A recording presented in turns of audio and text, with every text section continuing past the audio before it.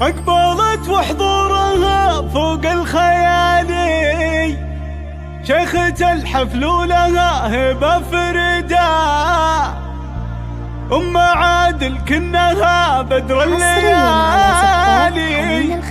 كيف يوصفها القصيد وهي قصيدة، أنت يا النور المشعشع يا العميدة. حصري على زفات بدون موسيقى، زفات بموسيقى، زفات بالأسماء، شيلات